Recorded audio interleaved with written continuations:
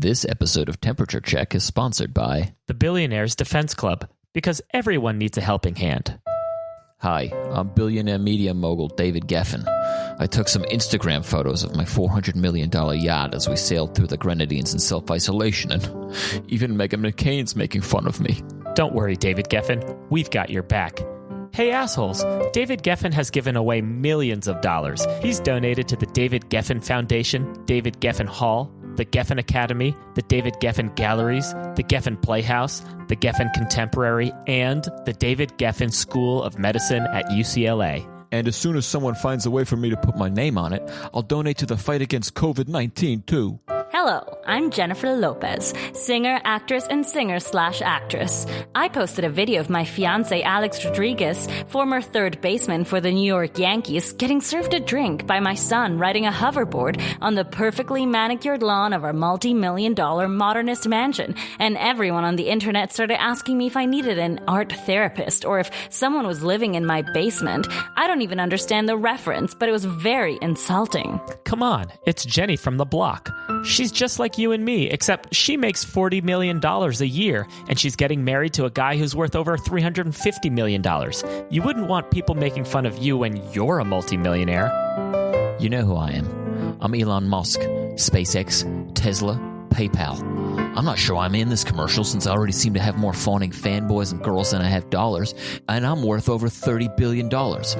But some people are apparently mad at me for saying that the coronavirus panic is dumb, that fear is the mind killer, that car crashes are more lethal than the virus, and for telling people that kids are immune to it.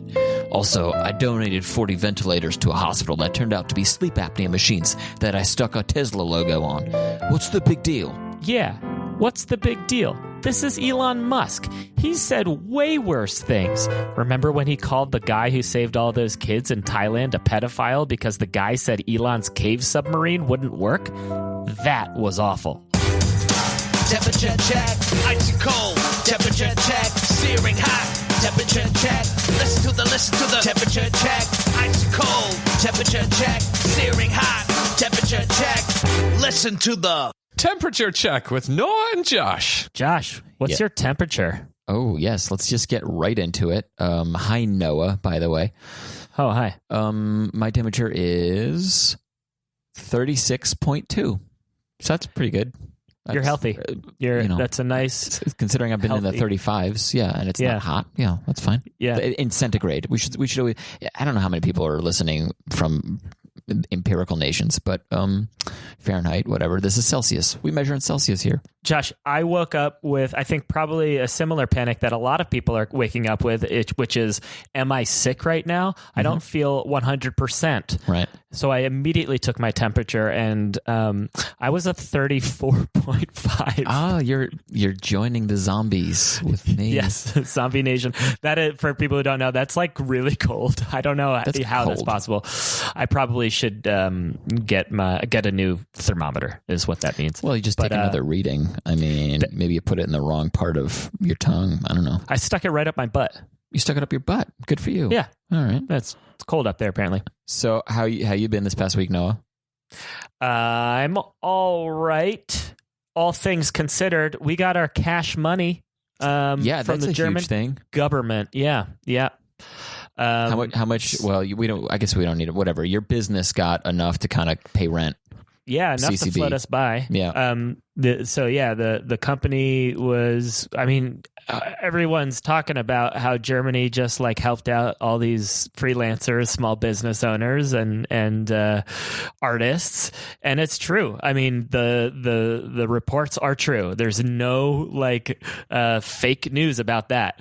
Yeah. I don't know how many people in the end signed up and applied, but literally we applied, and there was a little bit of complications there in the beginning. Yeah, but the technical aspect of that was not smooth. But I mean, I'm telling you, Josh, after you were first in line, kind of. Yeah, I had. There were over 150,000 people in this queue. I had number 1,057. I don't know how it happened. You were up front, but honestly, I think you might have experienced the most frustration of most of those people, because by the time I think we got to where I was, things were running smoothly. They were cruising through applications. Yeah, they clearly increased server capacity or something. I mean, it took hours and hours and hours for it to get to where I could fill out the whatever. I gave them a lot of shit for the technical end of things, which, whatever, maybe they didn't deserve. I still think they kind of did. But the one thing that I am absolutely not going to give them shit for is they did make it pretty unbureaucratic compared to how everything else is here. And I have never, I have gotten paid slower by clients who loved my work. I did the application on Friday on, what was it, Tuesday night?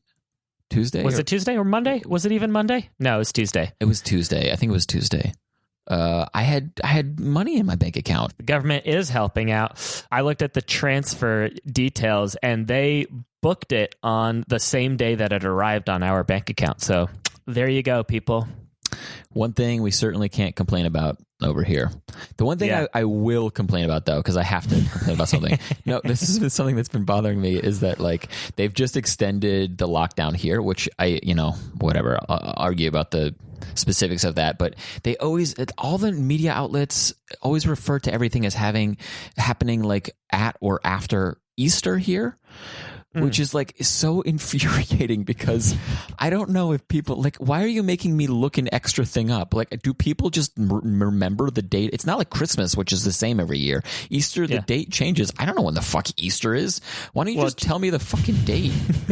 Most of this country has a formal work schedule, and they know all of their holidays for years in advance. But it's still all right. What do we have? So we have something quite special today, actually. We should, how are we going to set this up? So the idea behind this podcast is that we have a temperature check with the community, and we kind of, we have a lot of people in the community kind of contributing to the podcast, and that is what we will continue to be doing. But today, we are going to play for you an interview, a conversation that we had with our brother Ben, who is a doctor in New York City. And I mean, how can we say this? No, I mean, there's a degree of... I mean, it's a long form conversation, but I think what you should all know is that we caught him on his one day off from what is his a very intense work schedule, as you can imagine. Basically, he's working on the front lines of this crisis, this pandemic that is right now hitting New York harder than it has hit pretty much anywhere else. Right. So this is a pretty, I guess, intimate look into the clear exasperation of someone who's on those front lines. Yeah. And we should also point out that we spoke to Ben for well over an hour, and we had to edit that down, not just for clarity, but also for length. But we will release just a slightly edited version of that hour-long conversation. So if you're interested in hearing the whole thing, you can find that on our feed later on. I think that's all we really need to say, right? No? Yeah, let's just get right into it.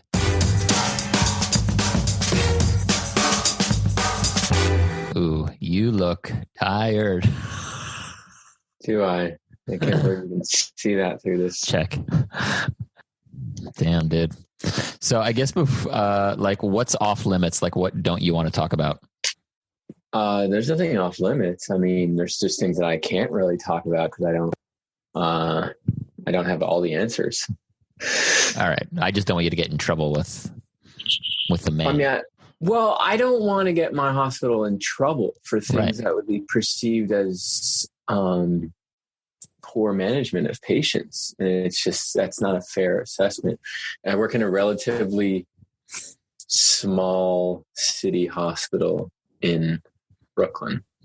And I mean, it's easy to criticize individual moments in this crisis, but I mean, overwhelmingly, I feel like we're just we're just overwhelmed. So, yeah. I guess the other thing is, I mean, I find myself online. I don't know why I pick these fights, but there's, I'm sure you're aware there's, I guess they were Sandy Hook deniers. So there's coronavirus deniers. Oh yeah. Yeah. So I'm online, and there's people posting images, of hospitals saying they're empty. Oh, I saw that. Yeah. it's this surreal experience of going to work. Now I've worked in hospitals for more than 10 years now. I mean, if you count the time that I was in medical school, where we spent the majority of our time in hospitals, you know, when you're having a busy night, you don't have to count or look at stats to realize when the hospital is being overwhelmed. And, you know, there's nights where it's worse, but I have never seen anything like this. Yeah. Never. I mean, and again, I've worked in so many different settings. I've been in hospitals, major city hospitals in California. I've been in rural hospitals in New Mexico and upstate New York. And here I am in New York City. And it's, there's no end in sight. It's just like, the gurneys, the stretchers just piling up, people going down the hallway. I go down to the ER because I'm just working on the floor, so I have to admit people, and it'll take me like 15, 20 minutes just to find my patient. Because there's so many people? Yeah, there's so many people. You start getting a little sloppy with who's who. It's a scary prospect. Most people aren't breathing well, so they're not telling you. So yeah, it's wild. We're talking specifically about COVID-19 patients. Like, how are you assessing who actually has it at that point? Well, I mean, at this point, it's just an ongoing joke. Just assume everyone has it. Yeah. I mean, that's not entirely true, right? Because if you think about it, this is just everything that we're seeing right now in New York is just added on top of what would normally be a busy day in a hospital. Right. So you're going to have heart attacks and strokes, and you're going to have normal pneumonia. I mean, honestly, I had this conundrum this week too, because I just saw this patient. You look at the way the disease is behaving, and then I realized, oh, this is just a normal pneumonia. This guy just has a normal. He tested negative for COVID. This is just actually just a normal pneumonia that you would see. Yeah. But it's just he's just hidden there in this enormous wall of COVID patients. I should be clear about something actually before we go any further. I'm brand new to this hospital. I should tell the story because it's insane. I got hired by the medical center to work in one of their outpatient clinics. And my first day was on March 6th. And I worked for 3 days in the outpatient clinic where I was supposed to work. And I do obstetrics. I deliver babies, and I do a lot of women's health. And that was kind of why I got hired. So I saw, then the COVID patients started coming in earlier in the month. And then we had one person came in with a fever. And apparently she later tested positive. At the time, she wasn't showing symptoms. So I got taken out immediately because the approach at that time from the Department of Health's protocol for healthcare workers that are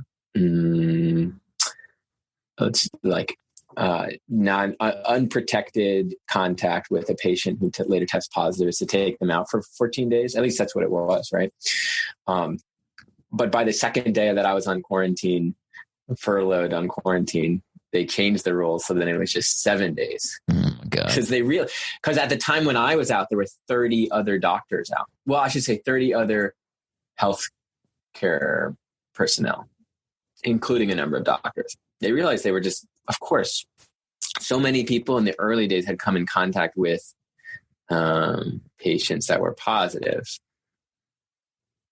Obviously, we caught up and then we had protective gear. But at the time, there wasn't even any in my clinic. So they changed the rules. And then nearing the end of that first week, they changed the rules completely. And they said, we're just not taking anyone out unless you show symptoms. But they're not testing. You don't test anyone who doesn't have symptoms. That's a tough one for a lot of people to wrap their head around. And it is frustrating, I think, from a lot of people, because you hear about what happened in South Korea. And well, apparently in South Korea, they did really good management of the crisis, in part because they did extremely widespread testing. That's also true of Iceland. Eventually, we can talk about this. There's obvious complete mismanaging of this country. I'm not defending it. But given the current situation with the ridiculous material constraints that we have and our lack of tests, it does make sense. After I got brought back from furlough, they said, we're closing the clinic. We just need you in the hospital. Are you willing to work? And I said, yeah, sure. Whatever's needed. I was just dying to get back to work, to be honest. So they put me in the hospital. And I had never worked in this hospital before. I never used the computer systems. I didn't know any of the staff. I didn't know where anything was.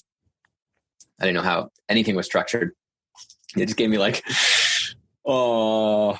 a quick orientation. And then I was like in charge of a team. And then I just stayed on that team for the next 6 days. Just on the inpatient floors, managing patients that were admitted. And I saw just in those 6 days, this is day 7, day of rest. Those 6 days, Did you just compare yourself to God, Ben?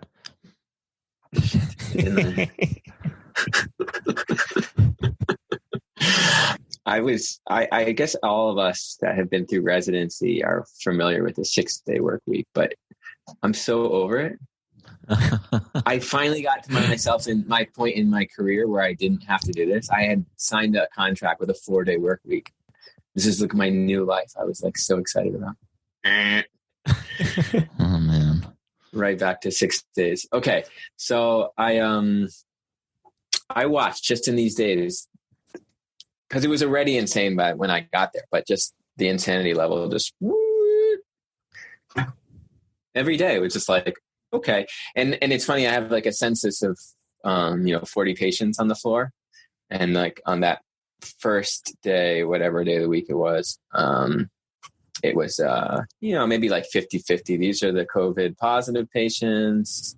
Here's some in the middle that are suspicious, not confirmed yet. And here's the other patients just here, run of the mill, whatever kind of crisis they found themselves in the hospital. And then by the end of the week, it's all COVID. No, but what does that mean for people? I mean, because like you said before, there are still all the normal things that happen. So what happens to those people? Where are they now? Or are they just not? You're just not seeing them.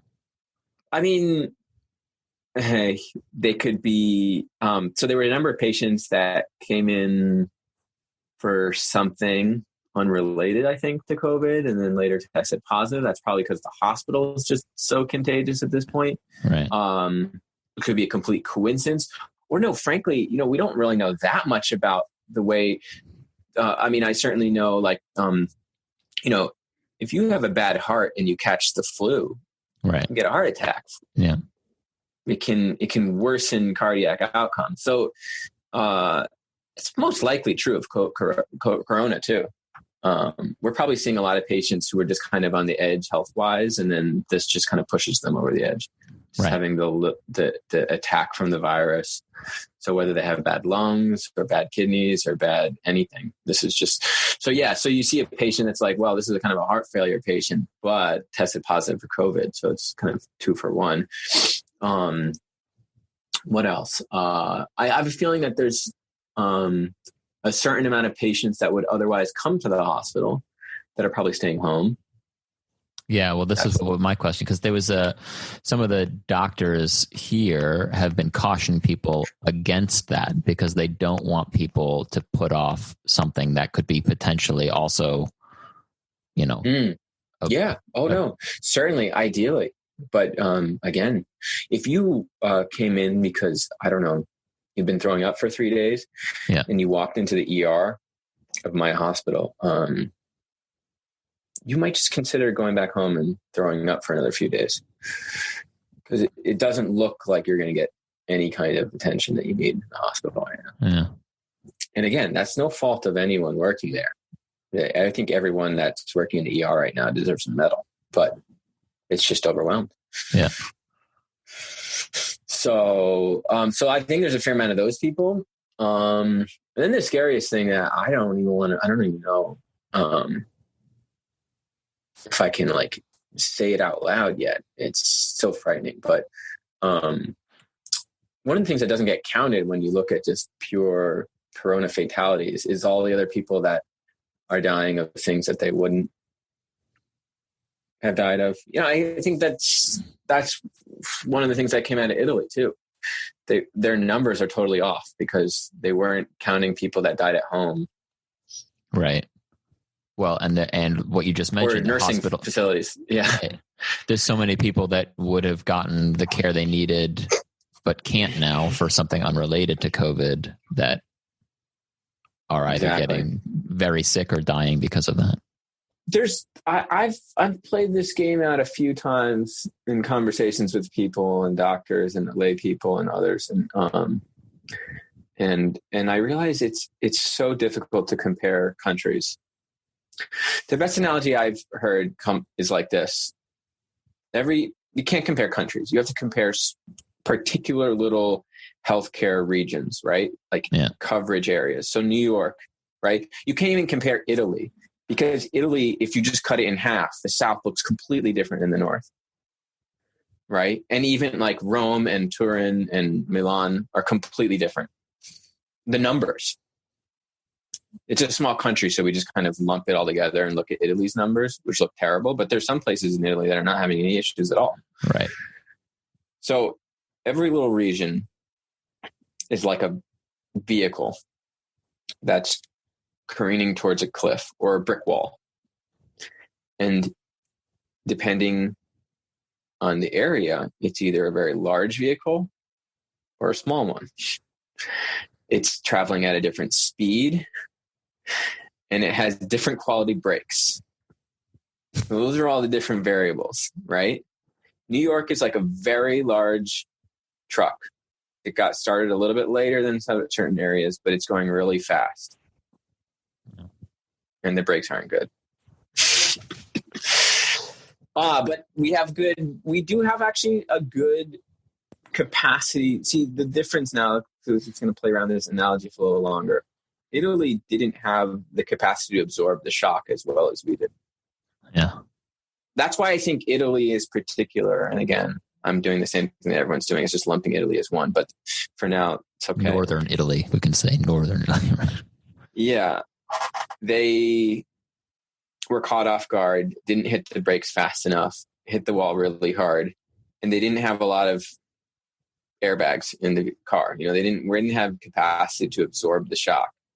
Just New York actually to some degree does. Like, I think now we've just hit our limit. I think now things are going to get really upsetting because we're full. I'm a small hospital where I'm working. We kind of reached capacity. I think it's both limited by the number of staff that we have, the people who are qualified to run the vents, the nursing staff, because, in ICU, the nurses have 1 or 2 patients. On the floors, regularly, they have, the floor nurses have maybe 7, 8 patients. But if your 7, 8 patients are behaving like intensive care patients, you can't manage that many. So they need, so the nursing staff. So because it's really easy to see on like these discussions online and on the news, like about we need more ventilators. My hospital, it doesn't really matter. We need more ventilators. That's for sure. I mean, just about the patients that need ventilators compared to the number of ventilators we have. Yeah, absolutely. We need more ventilators. But we also need this nursing staff, the ICU, the just all the peripheral stuff that goes around running those. Somebody who's on a vent needs to be sedated.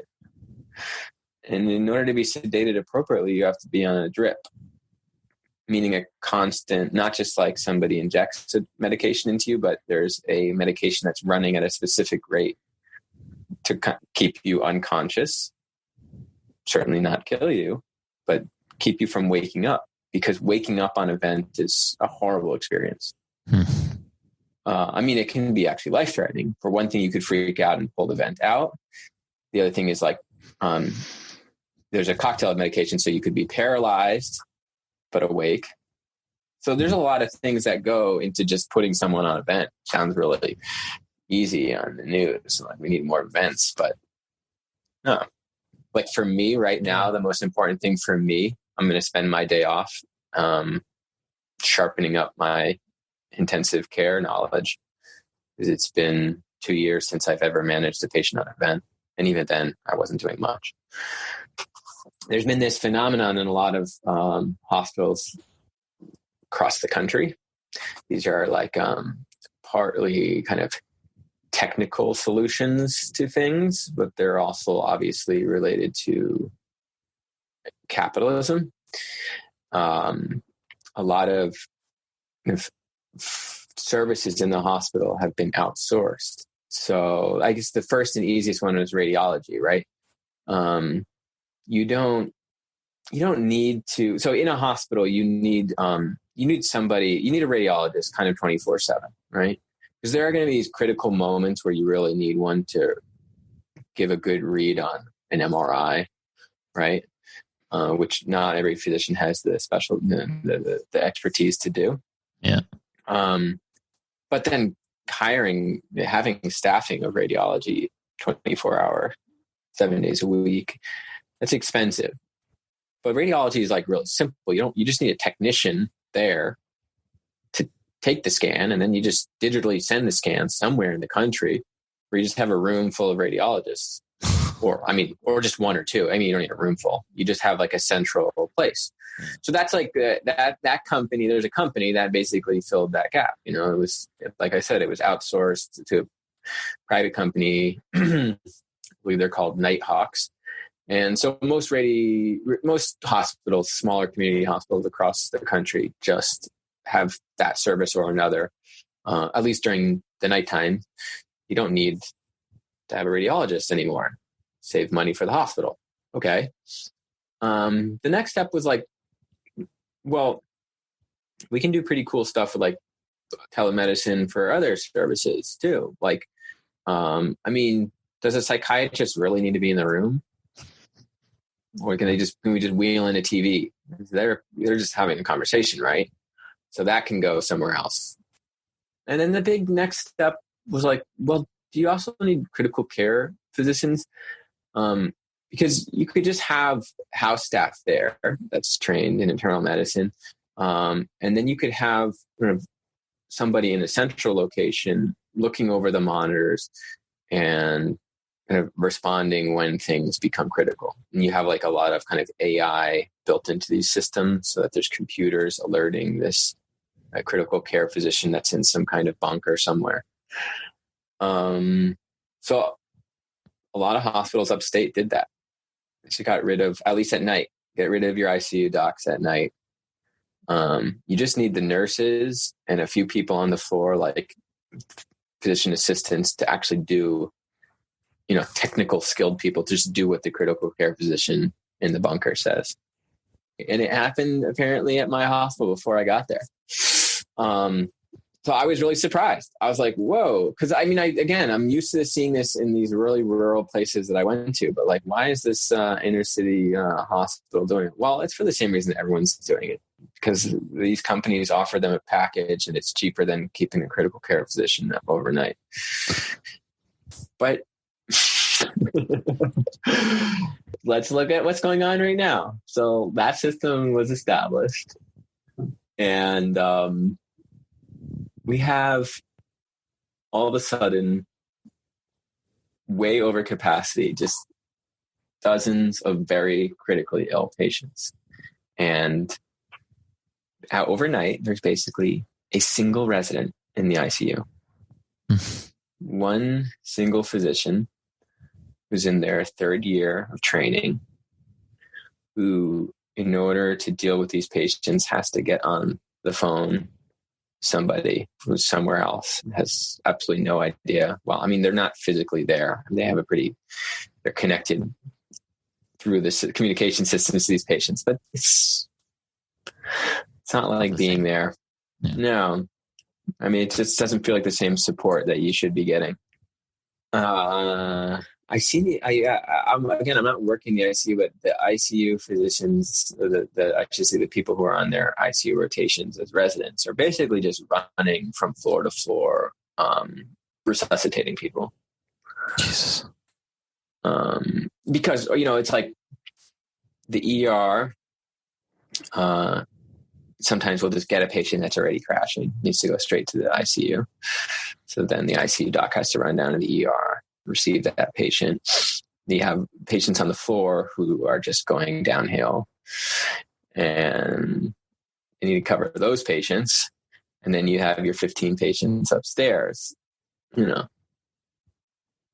of which are stable, but the pattern that you see with this is certain people, everyone kind of plateaus at a certain level. You have just some people staying at home and they're just fine and they just ride it out, and it's like very mild symptoms. Or some people have a slightly worse course, and it's like a bad flu and they feel miserable. And then you have the people who just start to get short of breath and they come into the hospital and they're just short of breath for a week or two. And then they get better. And then you have these other folks and I'm starting to see the pattern now. Just after a week, it's like, come in, having a little more trouble breathing every day. And then you kind of escalate, you get to the maximum what oxygen that you can give them without intubating them. But yeah, I mean, the main strategy, is life support. You just keep them alive. Eventually, if the patient is resilient and everything works out, they'll survive. But we know that a certain percentage do not, even with the best of efforts. I'm curious, because we're also doing this for what is ostensibly a comedy. And I think this is the worst idea. I actually think this is very compelling. Certainly there are quite a few resources for people to kind of get information from professionals and from people on the front lines. So that's not what what we were trying to do, but nonetheless, you're our brother. And so clearly we want to use you as a resource too. But I am curious, how are you doing? Like, I'm not talking about your physical health, but like, well, again, and this is probably the only source of comedy that I have. It's just the absurdity. It's absurdist comedy. It's surreal. I come home after, again, like a 13, 14-hour shift, and then just confronted with somebody online who thinks this doesn't exist. Yeah. It's like, I guess the term gaslight is a little abused lately, but I feel like I'm being gaslighted. I'm like, yeah. Why does this person think that, but my reality doesn't exist? Like I know that we've gotten to this point as a society where you can have the same kind of objective input, and people can just have such divergent realities about what they just experienced. That's just like that is, if anything, that's what defines the Trump era here. Well, it's just objective fact seems to have no value anymore, and it really just matters like kind of what your overall feeling is. And so yeah, I've gotten in these arguments with people. I'm like, because there's people who are in rural parts of the U.S. that I interact with. And now not just people online, but my friends. One of my best friends thinks that this is the man. And he's playing us for a fool. And he's going to use this to tighten the control of our actions, and we're become a fascist totalitarian state. So I know where that's coming from. Right. It's based on a little bit of truth, which is that, again, I think Naomi Klein's whole discussion of this event. Yeah, it's exactly right. There are people that have always wanted to manage the population in a particular authoritarian way. Of course, they're going to exploit this thing, just like Bush exploited 9/11 to pass the Patriot Act. I mean, these things aren't like that's not a conspiracy. That's like a well-known phenomenon. Right. But what does that mean for me? I go into the hospital and I see hundreds of patients. A hospital that's overwhelmed with some of the sickest patients I've ever seen. And you know what the other thing is? This is just like a specific thing with working in a hospital. You admit someone, and a good doctor will have kind of at that moment of admission an idea of what it's going to take to get that patient out the door. That's not to say that you're trying to rush them out the door, clear the way for another bed so the hospital can make money. It's because a hospital is not a great place for anyone to be.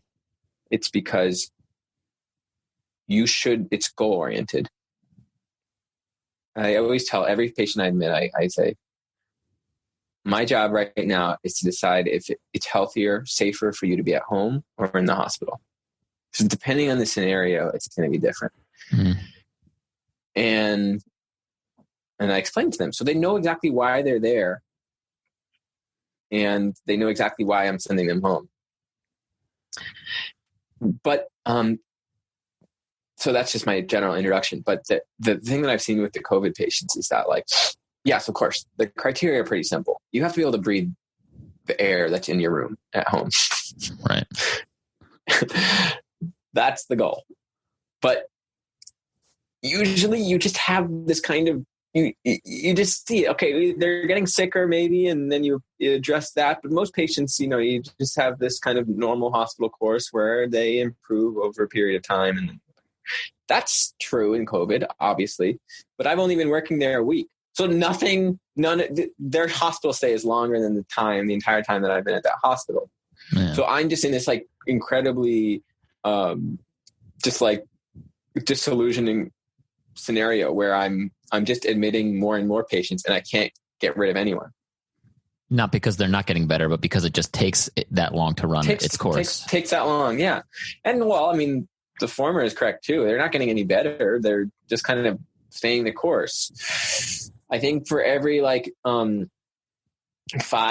I admit, I can get one out the door. It's kind of works. They just take longer. Right. A flu, a normal stay from the data I've looked at, a normal stay for the flu is like 3 to 5 days in the hospital.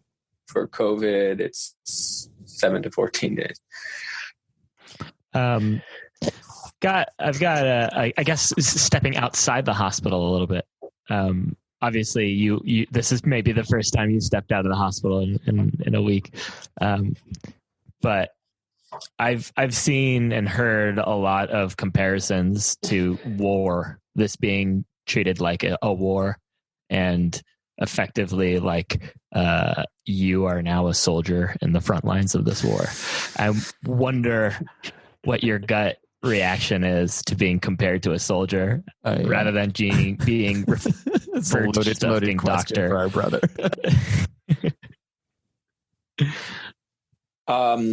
Well, I've heard war being described as long periods of boredom interrupted by sheer terror.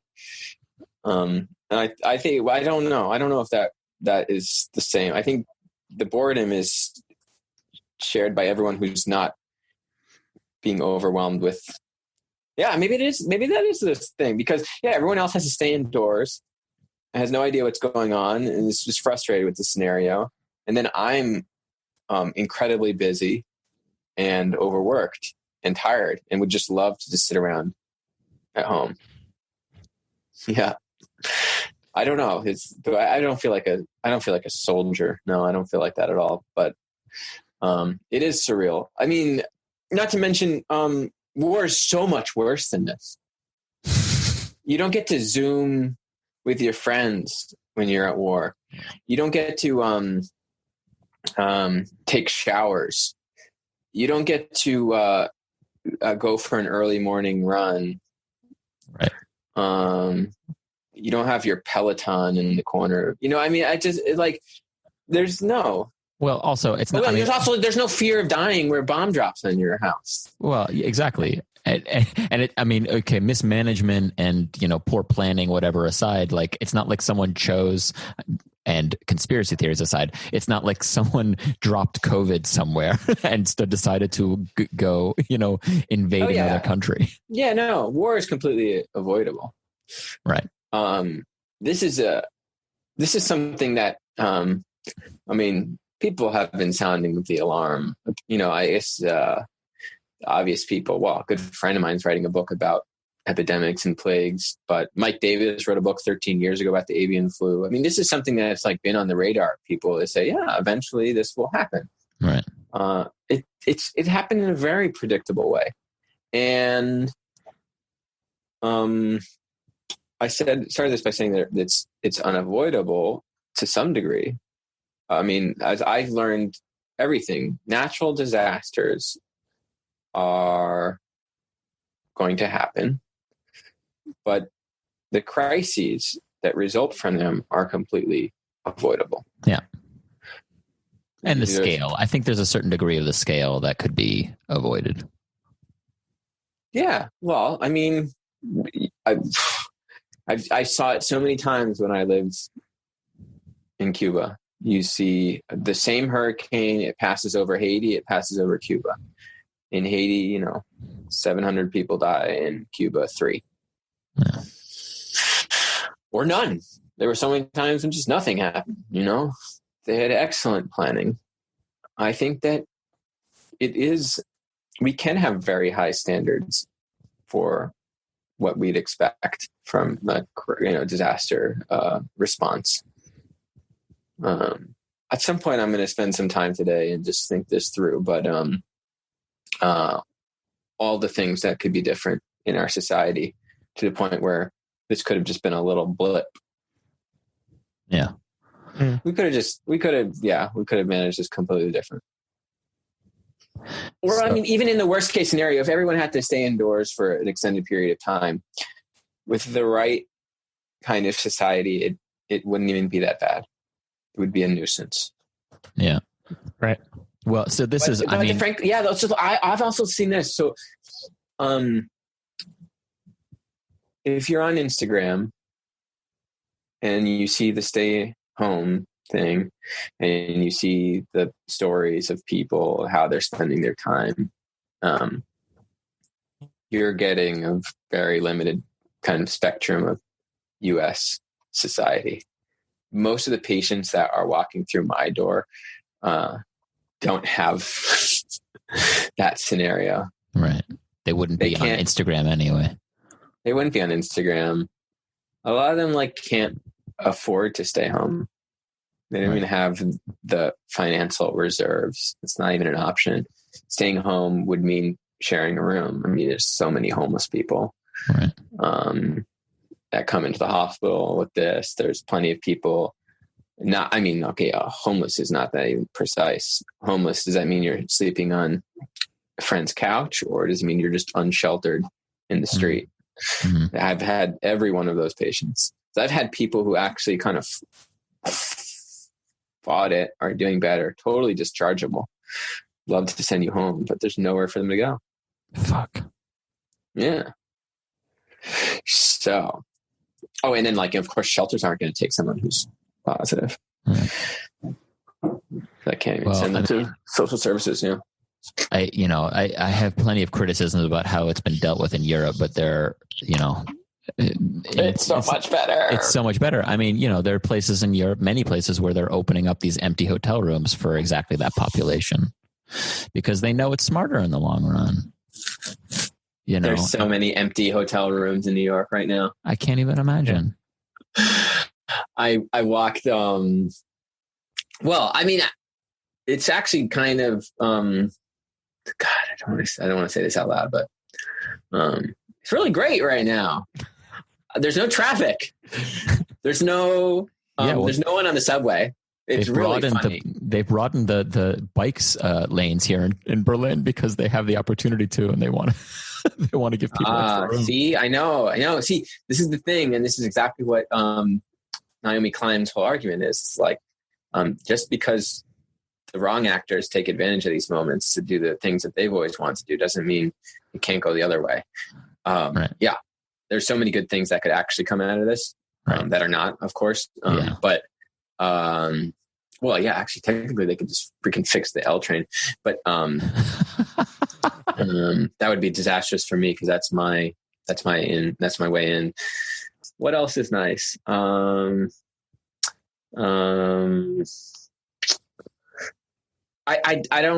prefer takeout. I don't like the way. I hate sitting down and ordering and we're coming up on time. We've been talking for an hour. Like final word, last thing that you'd like to leave people with. I'm not forcing you to be positive. Like if all that you see is just like gloom on the horizon, be honest, but like how would you sign off? Well, I mean, one of the things that I have learned, especially just interacting with a good friend of mine who I think is just responding to this in a completely self-centered way. It was really difficult for me to come around, but I sort of, I do empathize with everyone's struggle with this. I mean, I felt differently about it until I started working in the hospital, and everything does suck. I mean, it's you're stuck at home and everyone's kind of over it, and everyone, the number one question I get from everyone, I would rather just deal with like straight technical medical questions, but nobody wants to do that. Everyone just wants to ask me, hey, when do you think this is going to be over? Right. I know I compared myself to God earlier, but not even God knows. This is, I mean, it's again, could look at other countries, see what China did. China's supposedly going back to normal on April 8th. They're 85% normal, they say. I don't even know what any of that means. They went super extreme, crazy lockdown, literally lock people in their houses, take away the sick people, just full extreme, spray bleach down the street. And it took them 4 months. So, I mean, we have more cases than China now. So forget about it. You're asking the wrong question if you want things to go back to normal anyways. Right. I compiled a list of resources. It's on my Instagram now. I highly recommend it to people. It includes kind of medical articles. It includes kind of self-care. I think the best way to get through this is not just focusing on self-care, but mutual aid. Yep. I think the best thing that you can do to get through this is focus on figuring out how you can help someone else. That process of helping someone else makes your life less miserable. You're killing two birds with one stone. Right. I think if everyone just focuses on those things, we can actually like build something positive out of this. I would love people to stop watching the news and just that's a problem that predates this whole thing. Just bad information's so abundant, and that's why I tried to just curate a list of things that I think are good sources. So I made a list of my own, and I keep telling my friends to just trust me. What's your listen to anyone else? What's your Instagram handle so people can look that up? Well, it's good though, because it's what my nieces call me, Uncle Dr. Ben. Uncle Dr. Ben. They want to say hi, by the way. We'll do that when we stop recording. Okay. Wait, I definitely want to say hi to them too. What did I want to say? So I just wanted the final thing. Oh yeah, no, I get it. So it's like, everyone has their own kind of suffering with this, but the final thing is that, we have to question the way everything has been done until now. Thank you. That's it. Yeah. That's it. Hold on. The number one thing. This is my favorite thing that I've seen online recently. It's like, does everyone know now that you're stuck at home and you got nothing to do but watch TV and listen to music? Why the arts are important? Yeah, support Comedy Cafe Berlin. Do you see now that those are essential parts of society? Right. Do you think that maybe we should, I don't know, value that a little bit more, in every single way? We realize it now. So I like that some people's eyes are opening to certain things like socialism, but also to the importance of comedy. Culture, yeah. Yes.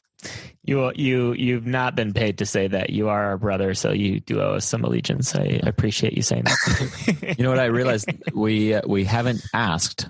I was going to do this too. Yeah. I think we've gotten your temperature check on the world, but Ben, what's your temperature? My literal temperature this morning? Yeah. Have you been taking your temperature? I do. I take it every day, yeah. As I'm terrified, but you want that in Celsius or freedom units? Give it to us in freedom units. What are you used to? 97.2 this morning. Ooh, a little on the colder side. It's me too, man. I'm always cold. What are you in centigrade? Celsius? Yeah. I'm sorry. I prefer my thermometer only gives me the F. It's like 36 and a half. Okay. All right. Let's get let me get the girls so they can say hi. Hi. So, are you guys having a good time with Papa? Yeah. Yeah. Mm-hmm. Things are a little different, huh? Do you know why we're all staying inside? Yeah. Why? Because the sickness is going around. Ah, yeah. It's true. And today it snowed super hard by us. That's true. It did snow today.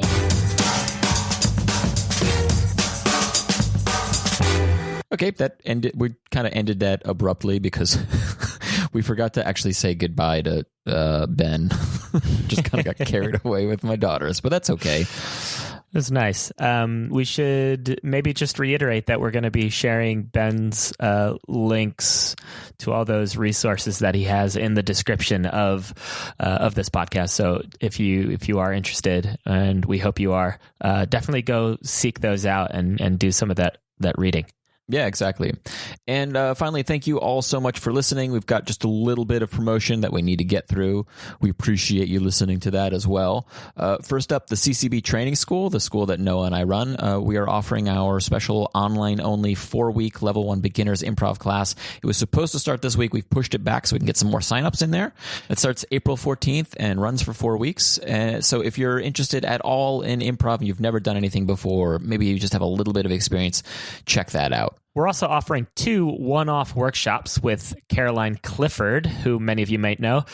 These workshops are geared towards joke writing and stand-up comedy. So if you're interested in those things, do check that out on our website. You can check all of those, even the courses, all of that out at training.comedycafeberlin.com.